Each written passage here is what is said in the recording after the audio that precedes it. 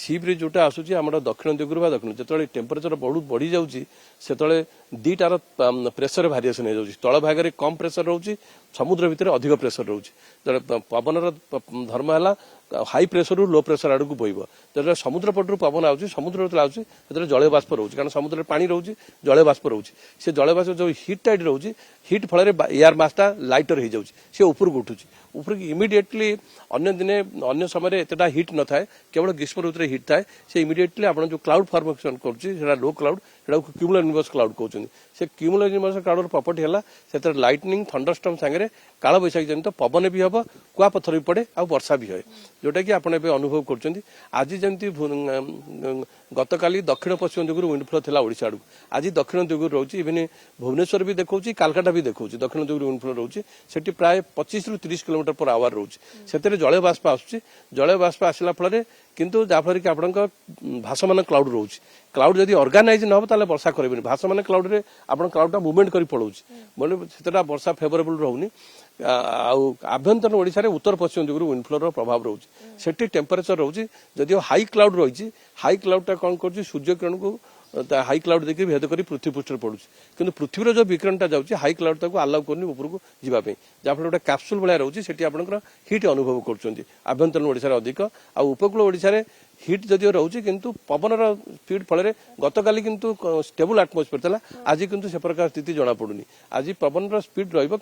जो पवन रही आप थोड़ा बहुत कंफर्ट फील करेंगे जो पवन रही कंफर्ट ना किंतु ये जो कंडीशन रही ये फेवरेबल रोचे उपकूल जिला गुड़िक थंडरस्टॉर्म बा घड़घड़ी काल बैशाखी जनित वर्षा हाँपी आफ्टरनून आपंकर जमी जदिव उपकूल से नुहे केउंझर मयूरभंज बालेश्वर जाजपुर भद्रक केन्द्रापड़ा खोर्धा कटक यही पकड़े संभावना रोचे जदि से क्लाउड मासटा माने यही प्रकार विंड फ्लो कंटिन्यू रहा आपंकर पुरी बा जगतसिंहपुर से पकड़े भी जापे वर्षा भी होपे कारण गतकाली आप देखते केउंझर केउंझर वर्षा है फिर भुवनेश्वर में आपंकर बहुत जोरे पवन है कि धूली झड़ है कारण जल माने continuous air mass movement Kalani समुद्र आड़ू ताले जल बाष्प मिललानी जल बाष्प मिलला किंतु हिट जो होता से हिट फल आपंकर पवन झड़ सपन है कि वर्षा ना ना मनसून गुड़ा देखा 30 तारीख आउटे ट्राप लाइन देखा अपर एयर ट्राप जदिव से डीप नुहे कि फ्लाट टाइप रोचे से प्रकार कंडीशन रही मनसून से फेवरेबल कंडीशन रही आसापी मनसून टाइम लगे माने विलम्ब माने 7-8 तारीख पर जहाँ कही हम एवं तो किसी कही हेनी स्वाभाविक पूर्व आसवाटा संभावना कम किंतु 7 तारीख 8 तारीख पर ही मनसून आसो ओडिशा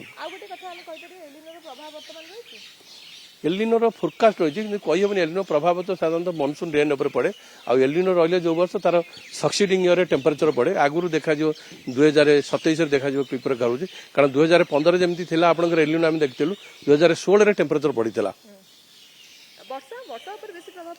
वर्षा तो आमर ओडिशा रे कौन हो हिट हम वायुमंडल प्राय 85-90% ह्यूमिडिटी सब समय आभेलेबल जो रात 100% है किंतु दिन बेला भी 85-90 से आपंकर घड़घड़ी जनित वर्षा हुए घड़घड़ी आप गोटे पकेट कारण एत जल बाष्प रही 100 मिलीमीटर 150 मिलीमीटर पर्यंत वर्षा भी हो जाए जोटा कि आम चाष कार्य फेवरेबल रहे आ मनसून रेन जो आम रही नर्माल भालू ताकू मीट कर जाए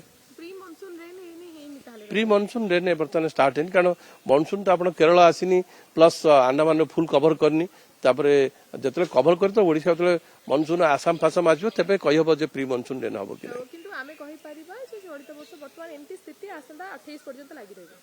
हाँ प्राय 30 तारीख पर्यंत देखा पारे 31 तारीख थोड़ा बहुत 30 तारीख 31 तारीख चेंज हो पारे किंतु एक्जाक्टली तो कही हेनी कि 30 तारीख पर्यंत प्रोबेबिलिटी रोचे यही प्रकार हिट कंटिन्यू करने